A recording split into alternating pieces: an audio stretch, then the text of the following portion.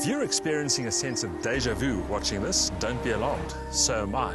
That's because exactly 2 weeks ago, we featured a car that was similar to the one behind me.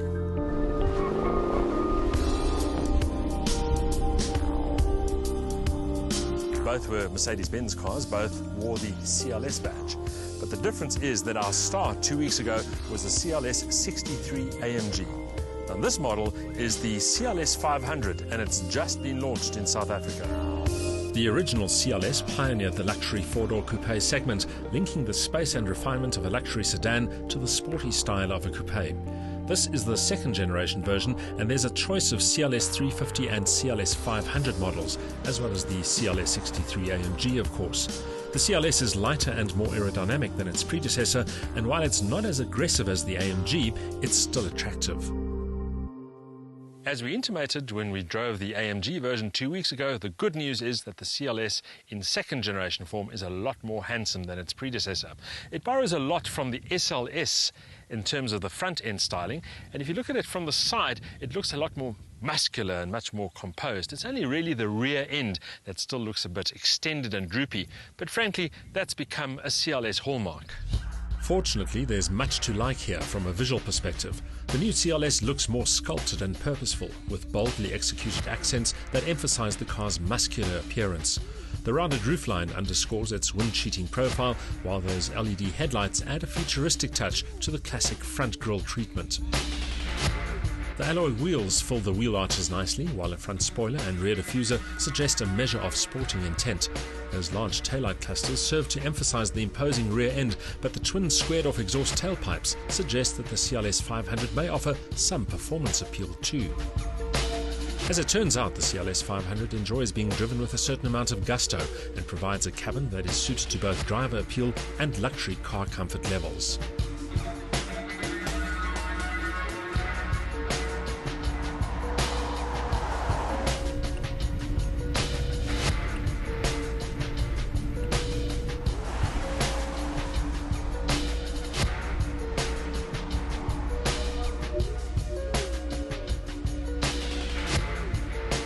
For a car that's quite large from the outside, the interior is actually quite snug and inviting. The ergonomics very much involving from a driving perspective, although I don't always believe that this command system works as intuitively as some of the other competitors. And at the rear, of course, you've got those individual seating positions which give the car an almost bespoke limousine-type feel. Tactile quality is a recurrent theme in this car and is evident here in the mix of fine wood veneer and genuine leather, and the way the switchgear operates with oiled, weighty precision. It's a full house space with everything the hedonist heart could desire, including a superb Harman Kardon sound system with hard drive and a large 18cm TFT display for the command system. You can even link up to the internet, receive text messages and have them read back to you. But the CLS500 isn't just about motoring in the lap of luxury. It also offers significant dynamic talents thanks to a muscular drivetrain.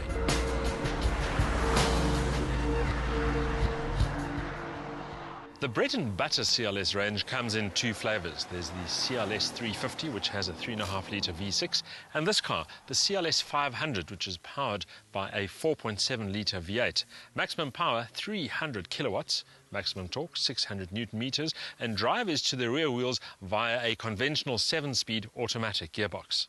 The V8's output may be impressive, but it's also one of the new generation Mercedes-Benz engines, which means that efficiency is a core talent.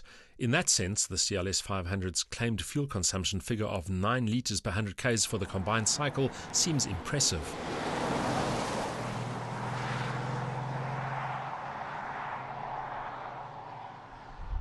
Merck says using lots of aluminium and smoothing the shape of the CLS to reduce drag are also contributing factors, but the reality is that achieving a 9-litre figure is virtually impossible in real-life situations. Expect 13 to 14 litres in mixed driving conditions. So, who's fooling who? Because athletic appeal is part of the CLS's DNA, performance is quite important. With the V8 producing 300 kilowatts, of course there's no shortage of dynamic appeal here, but it isn't quite as quick as the AMG. On the other hand, it does feel more balanced, more poised, and even slightly elegant. It's a combination that will be more appealing to the majority of CLS owners than the hardcore grunt of the AMG.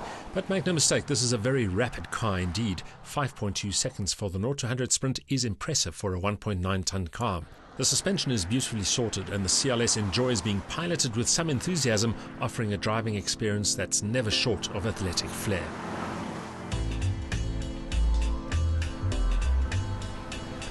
The CLS tries to find a balance between sedan and coupe, between luxury limousine and something a lot sportier, and in many ways it actually manages to succeed. It certainly has the go of something a lot sportier than you'd expect of a vehicle of this size, and it's still lavishly equipped and very luxurious indeed. The problem, of course, is that vehicles like these can end up being a kind of a jack of all trades. But the good news is that this vehicle ends up being a very convincing and composed package.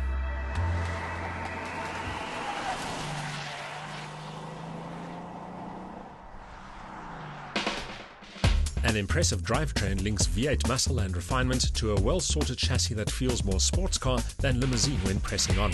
The result is a car that's surprisingly fun to drive with vigor, yet retains its talents for luxury touring too. Don't take those fuel consumption claims too seriously though.